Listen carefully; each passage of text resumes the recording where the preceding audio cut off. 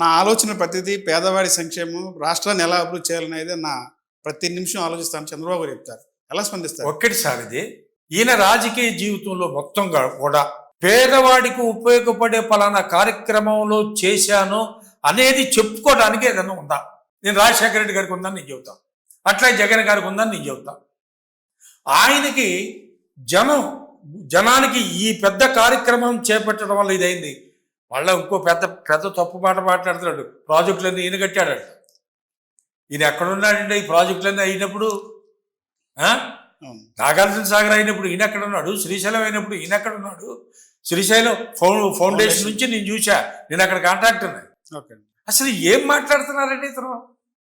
అసలు నాకు అసలు నవ్వాలో ఏడవాలో అర్థం కావట్లేదు. ఇదే పెద్ద జోక్ ఇది.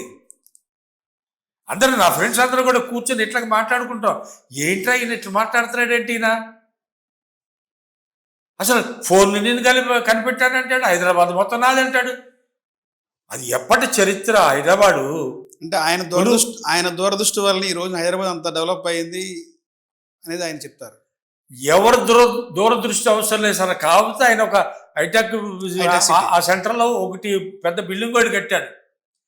దాన్ని పద్దాక న్యూస్లో చూపించుకొని నువ్వు పెద్ద చేసుకున్నావు తప్పిస్తే ఎక్కడ జరుగుతుంది అంటే, ఈ కార్పొరేట్ వ్యవస్థ డెవలప్ అయ్యే విధంగా వీళ్ళకుండే కొన్ని మీడియాలు ఉన్నాయే, చాలా చాలా అబ్బా. మరి భగవంతుడు ఏ విధంగా చూస్తాడో, మరి భగవంతుడు ఉన్నాడు అంటున్నారు, ఉంటే ఏ విధంగా చూస్తాడో తెలియదు కదండి. ఎన్ని అబద్ధాలండి వాళ్ళు చెప్పేది, ఎన్ని తప్పులండి వాళ్ళు చెప్పేది. చాలా దుర్మార్గం అండి, చాలా దుర్మార్గం.